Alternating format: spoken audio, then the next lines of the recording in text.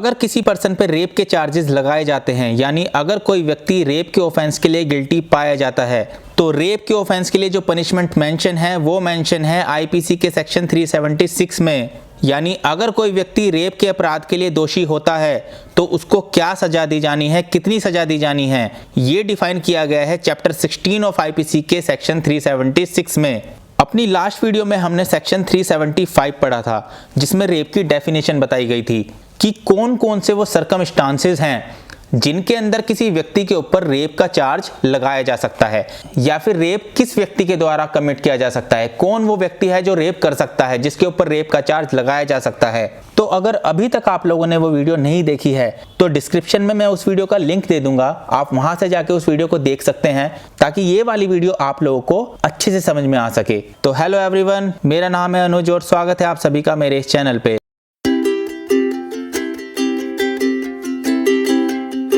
तो दोस्तों, Indian penal code का जो चैप्टर 16 है, ऑफेंसेस अफेक्टिंग ह्यूमन बॉडी, इसका जो सेक्शन 376 है, ये हमें बताता है कि रेप के एक्यूज्ड को क्या सजा दी जानी है, वो एक्यूज्ड किस कैटेगरी में फॉल करता है और उस एक्ट के लिए उस एक्यूज्ड को क्या सजा दी जाएगी। चलिए अपने सेक्शंस की तरफ बढ़ते हैं और सबसे पहला हमारा सेक्शन है सेक्शन 376 का क्लोज 1, जो हमें बताता है कि whoever except in the cases provided for in subsection 2 commits rape। इसका मतलब है कि जो भी केसेस इसके सबसेक्शन 2 में बताए गए हैं, जिनको अभी हम आगे पढ़ेंगे, उन केसेस को छोड़ के अगर कोई पर्सन रेप कमिट करता है, यानी सेक्शन 375 में जो डेफिनेशन बताई गई है रेप की, जितने भी सर्कमस्टांसेस हमने पढ़े थे उस डेफिनेशन में, उस सेक्शन 375 में अगर कोई पर्सन ऐसा ऑफेंस कमिट करता है जो सेक्शन 375 में डिफाइन किया गया है, तो उस पर्सन को कितनी सजा दी जानी है, ये कहां पर बताया गया है सेक्शन 376 के क्लोज 1 में।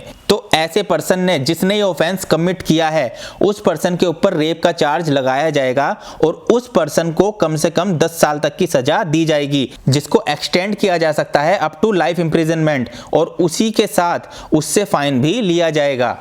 इसके बाद है सेक्शन 376 का क्लोज 2,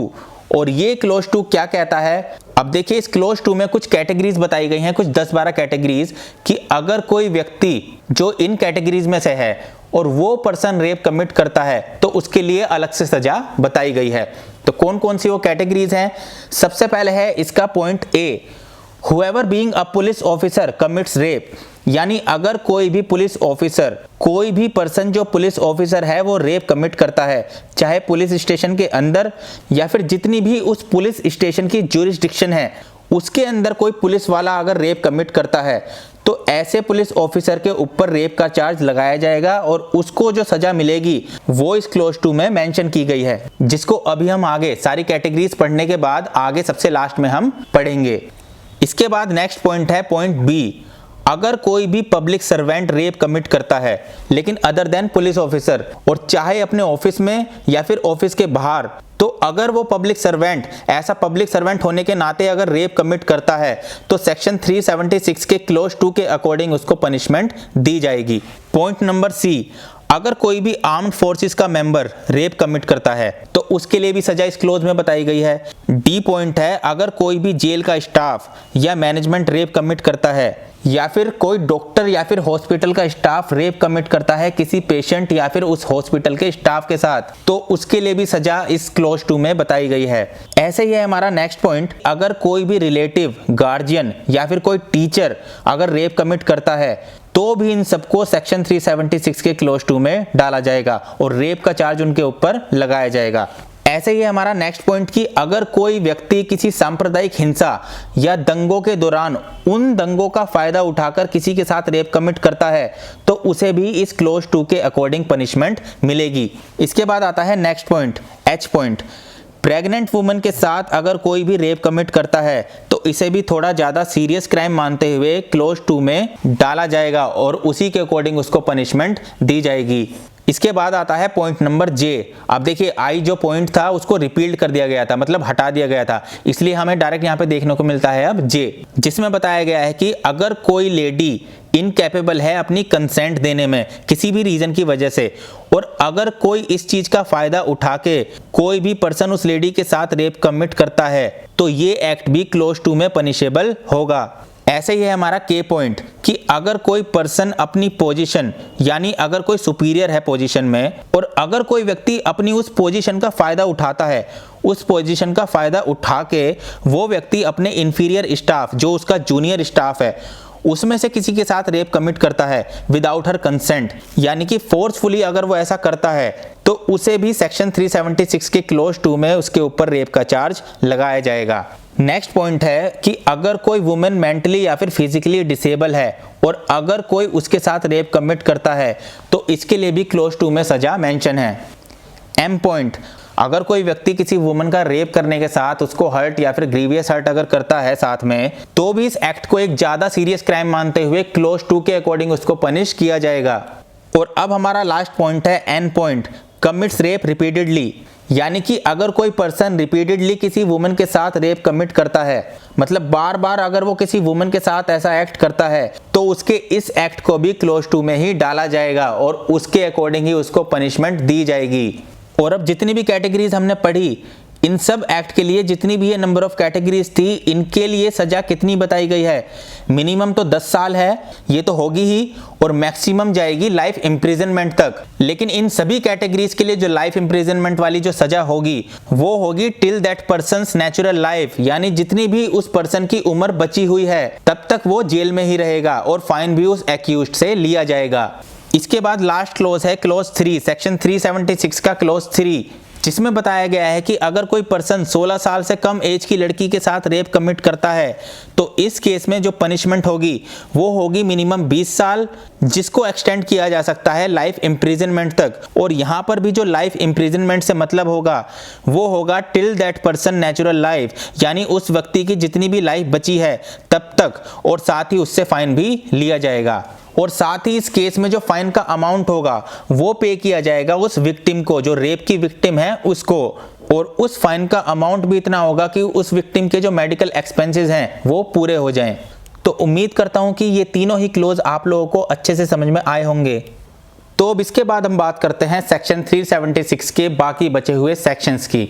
जिसमें सबसे पहला सेक्शन है सेक्शन 376A, और ये सेक्शन बताता है कि अगर किसी भी पर्सन ने रेप कमिट किया है और वो रेप पनिशेबल है सबसेक्शन 1 और सबसेक्शन 2 ऑफ सेक्शन 376 में, जो भी इससे पहले हमने पढ़े थे, और इस रेप करने की वजह से अगर उस वुमन की डेथ हो जाती है या वो वुमन इस सिचुएशन में पहुंच जाती है कि ना तो वो बोल सकती है, ना ही मूव कर सकती है, या फिर ना ही कुछ सोच सकती है, यानी कि एक तरीके से उस वुमन का ब्रेन डैमेज हो जाता है, तो ऐसा एक्ट करने के लिए उस एक्यूज्ड को मिनिमम 10 साल तक की सजा होगी और मैक्सिमम लाइफ इम्प्रिजनमेंट, जो होगी till that persons natural life, यानी कि बाकी बची हुई पूरी जिंदगी के लिए, या फिर डेथ पेनल्टी भी दी जा सकती है उस एक्यूज्ड को कोर्ट की तरफ से। इसके बाद नेक्स्ट सेक्शन है सेक्शन 376AB, यानी अगर किसी पर्सन ने किसी वुमन के साथ रेप कमिट किया है और उस वुमन की एज वो 12 साल से कम है, तो ऐसे ऑफेंस के लिए मिनिमम 20 साल तक की सजा दी जाएगी उस एक्यूज्ड को, और मैक्सिमम जो पनिशमेंट होगी वो होगी यहाँ पर लाइफ इम्प्रिजनमेंट की सजा, बाकी बची उस पर्सन की पूरी लाइफ के लिए, और साथ ही उससे फाइन भी लिया जाएगा, या फिर डेथ पेनल्टी भी उस एक्यूज्ड को दी जा सकती है कोर्ट के द्वारा उसके इस एक्ट के लिए। इसके बाद नेक्स्ट सेक्शन आता है सेक्शन 376B, और इसमें बताया गया है कि अगर एक हस्बैंड ने कमिट किया है सेक्सुअल इंटरकोर्स अपनी वाइफ के साथ,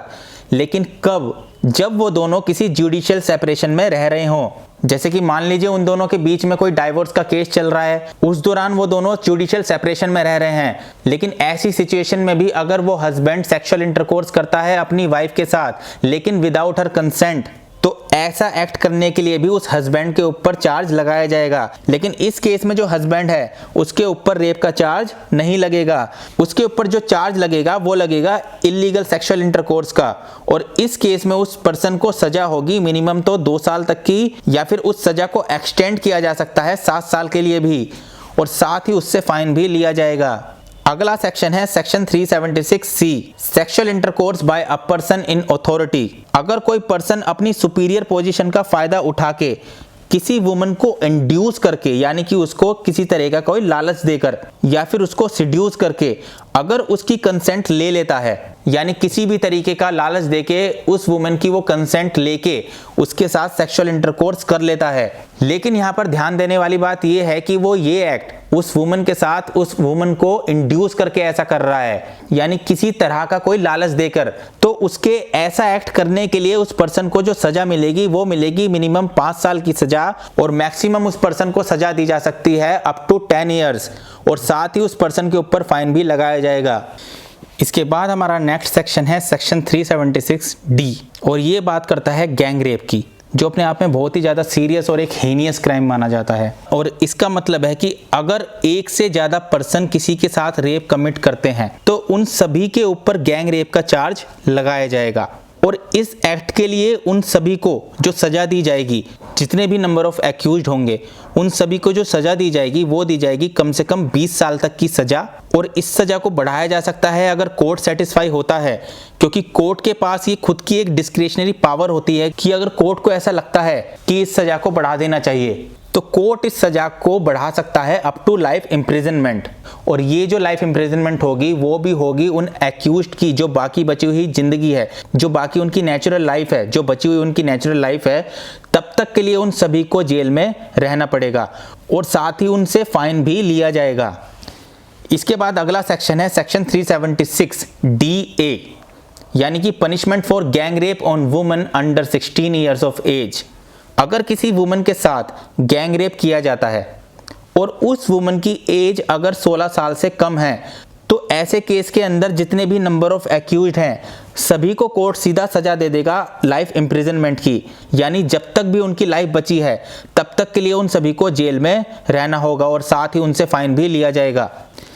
next section, section 376DB, punishment for gang rape on woman under 12 years of age. और क्या कहता है ये सेक्शन कि अगर कोई भी गैंग रेप कमिट किया गया है किसी ऐसी वुमन के साथ जिस वुमन की एज 12 साल से कम है, तो ऐसे केस में या तो उन सभी को लाइफ इम्प्रिजनमेंट दी जाएगी, लाइफ इम्प्रिजनमेंट की सजा दी जाएगी उन सभी को टिल देयर नेचुरल लाइफ, और साथ में उनसे फाइन लिया जाएगा, या फिर कोर्ट उन सभी को डेथ पेनल्टी भी दे सकता है। इसके बाद हमारा आखिरी सेक्शन है सेक्शन 376E, और ये सेक्शन हमें बताता है कि अगर किसी भी पर्सन के ऊपर रेप के चार्जेस लगाए गए हैं और उस पर्सन को कन्विक्ट किया जाता है उसके इस ऑफेंस के लिए, और उसके इस ऑफेंस के लिए अकॉर्डिंगली उसको पनिशमेंट भी दे दी जाती है। लेकिन मान लीजिए अगर वही पर्सन बाहर आने के बाद फिर से वो सेम ऑफेंस कमिट करता है, उसको सेम ऑफेंस के लिए दोबारा से कन्विक्ट किया जाता है, यानी कि बार बार अगर वो सेम ऑफेंस रिपीट कर रहा है, तो ऐसे अपराधी को कोर्ट जो है वो सीधा सजा दे देगी लाइफ इम्प्रिजनमेंट की till that persons natural life, या फिर कोर्ट उसको डेथ पेनल्टी भी दे सकती है। तो ये सारे के सारे सेक्शन कंप्लीट हो गए हमारे सेक्शन 376 के। पूरा टॉपिक हमारा कंप्लीट हो गया जो कि था सेक्शन 375 से सेक्शन 376 तक, और ये एक इंपॉर्टेंट सेक्शन था सेक्शन 376। और मैं उम्मीद करता हूं कि इस वीडियो के अंदर जो सेक्शन 376 पनिशमेंट ऑफ रेप के बारे में जो बातें बताई गई हैं वो आपको अच्छे से क्लियर हो गई होंगी। सारी बातों को हमने एक एक करके पॉइंट टू पॉइंट अच्छे से समझा। इससे पहले की वीडियो में हमने रेप की कंप्लीट डेफिनेशन को समझा था, और आज की इस वीडियो में हमने रेप की सारी पनिशमेंट्स को समझा। जितने भी नंबर ऑफ सेक्शंस थे सबको पॉइंट टू पॉइंट हमने क्लियर किया। तो मैं उम्मीद करता हूँ कि ये वीडियो आपको पसंद आई होगी। तो अगर आपको मेरी वीडियोस पसंद आती हैं तो आप वीडियो को लाइक और शेयर जरूर किया कीजिए, और चैनल को भी सब्सक्राइब कीजिए। और अगर कोई सुझाव है मेरे लिए, या फिर आप किसी और टॉपिक के ऊपर वीडियोस देखना चाहते हैं, तो आप कमेंट करके भी मुझे बता सकते हैं। तो चलिए मिलता हूँ आपसे नेक्स्ट वीडियो में। Bye bye and thank you for watching.